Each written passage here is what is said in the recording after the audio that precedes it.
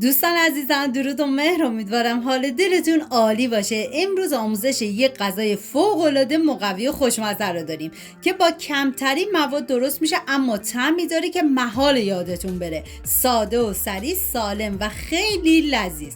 پیازی که داریم به صورت خلالی ریز میکنیم و بعد از اون 200 گرم لوبیا سفید رو من از شب قبل خیس کردم و بعد از اون میریزم داخل قابلمه. توی این مرحله از آب کمتری استفاده میکنم چون میخوام از استاک گوشت بعد استفاده کنم.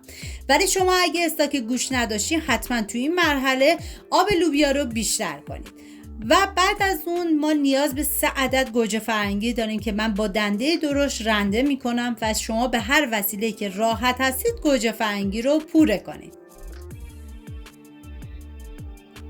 و اینجا لوبیا دیگه نیم پس شده و من 100 گرم برنج نیم دونه رو از 2 ساعت قبل خیس کردم و بعد از اون به لوبیا اضافه میکنم و یه هم میزنم تا با هم دیگه مخلوط بشن و دیگه میذارم تا کاملا بپزه و حالا استاک گوشتم بهش اضافه میکنم.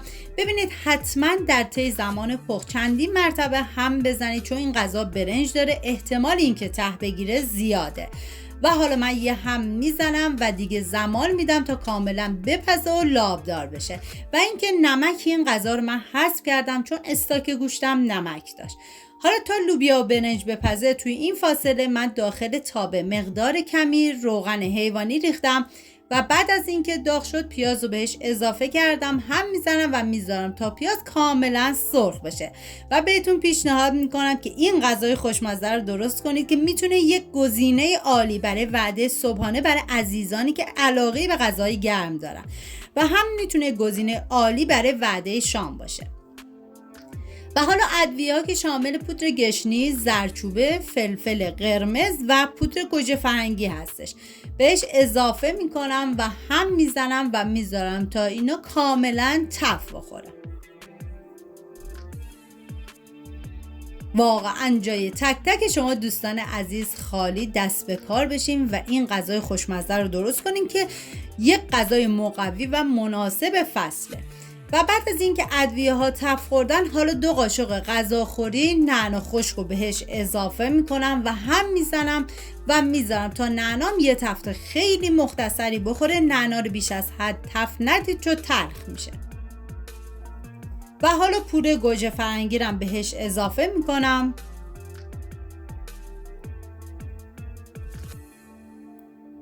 و یه هم میزنم تا همه مواد با هم دیگه مخلوط بشه و میذارم با حرارت کم به مدت 5 دقیقه گوجه فرنگی کاملا آبش کشیده بشه و بعد از اون سرخ بشه.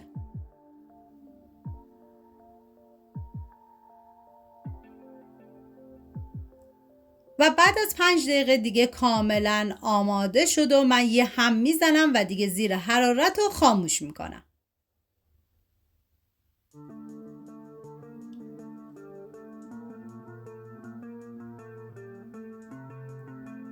و میریم سراغ لوبیا برنج که دیگه کاملا پخته و لابدار شده. من یه هم میزنم و بعد از اون موادی که آماده کردم و بهش اضافه میکنم و میذارم به مدت نیم ساعت با حرارت کم کاملا بپزه و جا بیفته.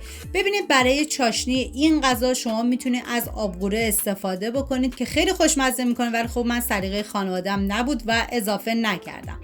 یه هم میزنم تا با هم دیگه مخلوط بشه و دیگه زمان میدم تا کاملا بپزه و جا بیفته.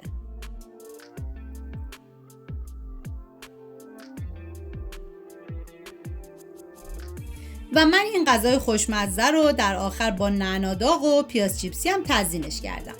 اینم از غذای خوشمزه و مقوی ما. امیدوارم از این ویدیو خوشتون اومده باشه و این غذای خوشمزه رو درست کنید و در کنار خانواده از خوردنش لذت ببرید. ممنون از همراهی همیشگیتون. تا یه خوشمزه دیگر، بدرود.